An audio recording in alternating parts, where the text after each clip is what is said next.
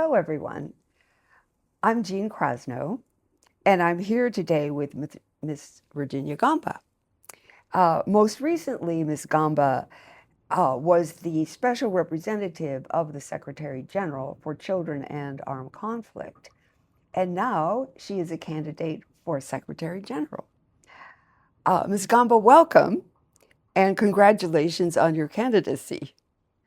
Um, Before we talk about your vision for the UN, I thought we'd briefly chat about your biography. And I understand that you were born in Argentina, but that you grew up in other countries in Latin America. And I thought perhaps you could give us a little background on that and then also where you went to school. So please. Wonderful. Well, I'm delighted to be here. I'm delighted to be with you, Jean. I've known you for many years. Many years. And always been a good friend. I think it's weird. I am a fifth generation Argentine. It's my only nationality. Unlike other Argentines that have double nationality because they're first generation, I come from a long, long, long line of Argentines. But being the case, my father's work took us out of the country very early. So I only lived in Argentina until I was 2. And then we traveled to Bolivia with him, and I was very young, so I didn't go to school in Bolivia. But then after that, we returned to Argentina. I was 1 year in school in Argentina when I was 5 in the city of Córdoba, a tiny, tiny, tiny hamlet that had only the one little school, rural school, run by nuns. And I learned how to read there. But then I went to Peru. I did all my schooling in Peru. Primary school, middle school, secondary school was in Peru. And then, unfortunately, I graduated very young when I was 15. And so the university would not take me on until I was 18. And so I was forced to do additional schooling in Europe. So I did schooling in London and additional schooling in Switzerland. And then I ended up in Newcastle upon Tyne, where I did my university. I was at the time 17. They allowed me the 1 year exception. And then I graduated at 20. And then at 27, I went back to university to Wales to do my master's. I did a short stint learning as well in the University of Salamanca in Spain. Just because I had to buy time. I was too young. That's fantastic. I'm so glad I asked you about that. So, as a candidate, you are a woman born in Argentina from Latin America, and yet your nomination has come from another country. Can you explain this strategy? Well, I've always been Virginia Gamba. I have never allowed myself to be or think that I am the job I occupy. I think it's very important. So I am an independent, I have always been an independent expert, researcher, writer, teacher. And I see myself as a citizen of the world. And although I love my country very much, and I live there, I've retired in Argentina, obviously. I thought that the United Nations needs an independent person that can be impartial, that can be transparent, that can say whatever needs to be said. And I think I will have much more freedom of action if I'm not nominated by my own country. Not because Argentina has any problem. I would do the same was I born in Peru or in Colombia or wherever. I think it's important that the accountability and the responsibility is on my shoulders and not on my country. Excellent. Thank you for explaining that. You have had more than a decade of experience within the UN organization itself. What were some of those experiences, and how have they prepared you to become Secretary General? Frankly, I think I became prepared to be Secretary General my whole life, not just my UN background. I am lucky that I went through life in many different jobs. I work for the private sector, I work for NGOs, I work for academia, I work for grant-making institutions and foundations. I work for regional organizations such as the Africa Union.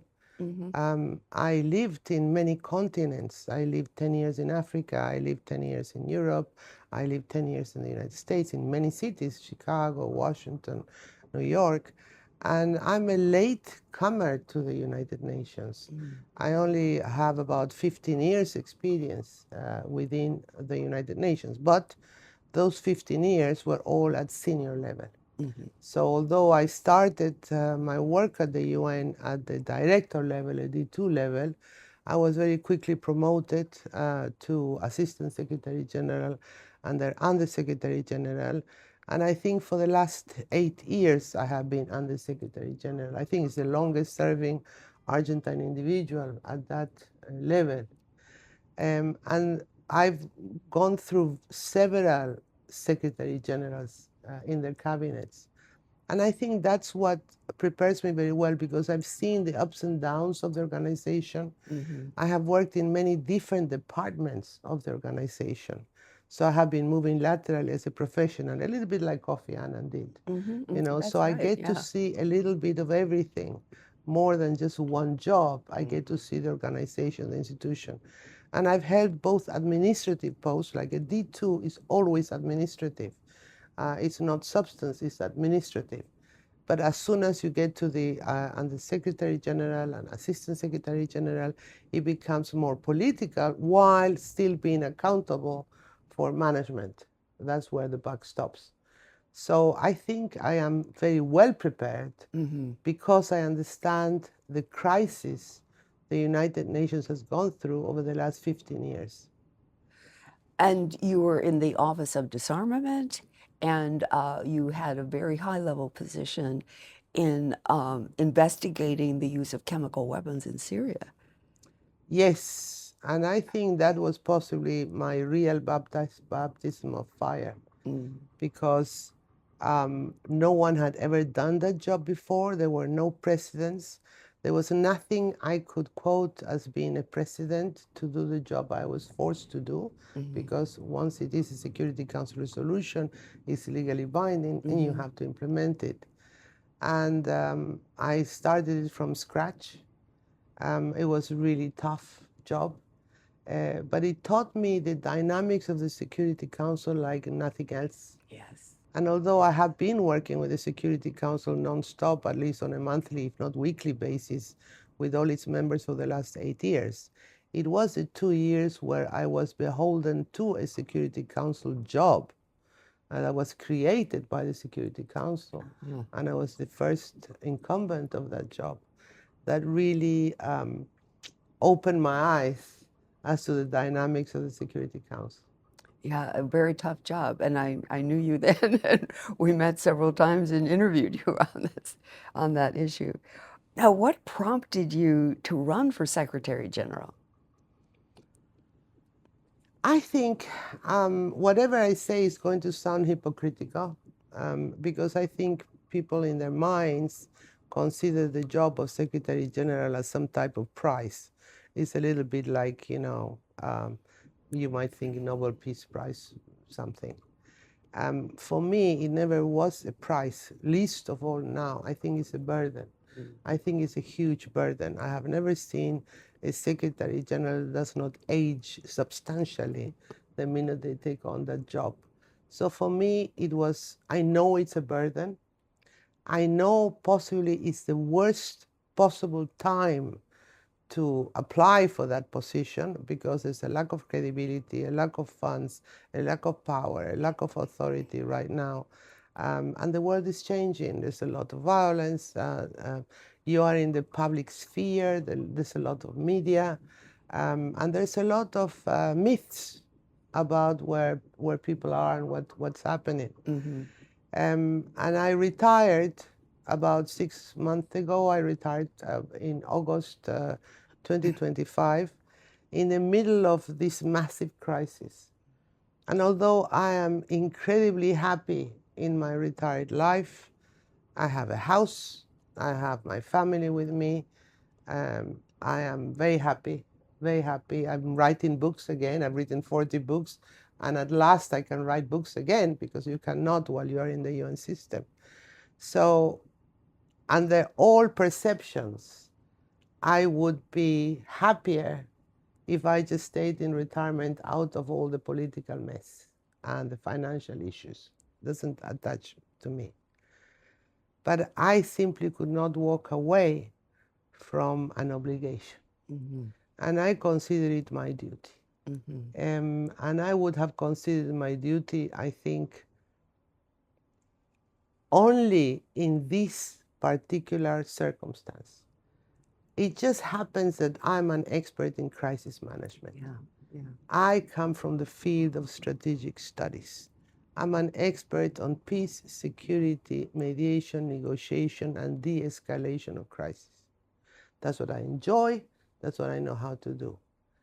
I felt very strongly that you need that type of expertise, that type of experience, that type of empathy now to restore, if you wish, credibility to the organization. Mm-hmm. I also have got something that I believe no one else has got, which is a deep empathic mechanism with the peoples of the world, because I've lived, suffered, cried, and laughed with rural communities and city communities and governments in over 30 countries all my life. I've all my life been a foreigner, but all my life I've always helped the governments that housed me, and I've always helped the organizations that employed me and the students that I taught. And through them, I learned about cultures and needs and perceptions. And I think the credibility of the world versus the United Nations has to be built from the bottom up. Mm-hmm. Mm-hmm. When I put all that together, I just could not walk away to my golden sunset. Not because I missed it, which I don't, but because I think if you know you have what it takes, if you have the experience, I have over 55 years work experience just on peace and security in 3 continents. I've seen everything. Mm-hmm. And so I have hope in the future. I believe that there must be a United Nations. I think I know what needs to happen for it to be restored to the confidence of the world in the organization. And I just could not walk away knowing that I have today what it takes. And funnily enough, if it had been any other time, 5 years ago, 5 years from now, I might have just wished everybody good luck and let me be in peace, writing my books, painting my paintings, and managing my garden. But right now I feel a duty and an obligation to put the skills God gave me Mm-hmm. and the experience life taught me Mm-hmm. to face it. Somebody has to face the music. Yeah. Yeah. And I'm not scared of the burden, and I'm not scared of losing face, and I'm not scared of being hurt by being Secretary General at all. That's such reassuring words. Thank you so much. Now, some have criticized the UN for being too bureaucratic and siloed in its functioning. As Secretary General, how would you begin to overcome these silos and build synergy? I think the problem of the United Nations is that it mirrors perfectly the member states that conform it. Mm-hmm. I have worked for many governments, or in many governments. I have worked in many regional organizations over many decades. And I have yet to find one that was not siloed. One that didn't have interagency jealousy. So I think the issue of defending one's turf is embedded in the culture of professional people, even in academia. The backstabbing in academia is unbelievable. Everybody's trying to mark their spot because everybody knows that spots depend on resources and on others inching in on your turf. So the UN is not different from that. Everybody is insecure. Offices are created that no one had decided upon based on assessed needs. The UN is what its members have made it into. It started lean and mean with a very clear object. And over the years, member states have piled responsibilities and functions on it that it never wanted or craved. But now it has to respond to what so many 80 years of being added functions. So it has become a bit of a Frankenstein. And I think it has to be helped out of that monstrosity into, again, a lean, mean, confident, and useful, fit-for-purpose organization. And I would know how to do that because I'm a strategist. Excellent. Thank you so much. What do you see as your strategy in dealing with the Security Council, and particularly the permanent 5 members? Well, I refuse to have prejudgments. I think people are frustrated. I think governments are frustrated. I remember the first conversation I ever had to deal with at intergovernmental level was in Finland in 1991, when people were talking about whether the Security Council was fit for purpose, or whether it should be larger, or whether regions should be present. So that discussion has been going on forever. The discussion of power wielding and whether it's fair or unfair. We've dealt with the Security Council that was divided for over the whole of the Cold War era. That's true. And we survived it, and it served the purpose. So the way I look at the Security Council is, I remember the beginning of everything. And I think people are confused.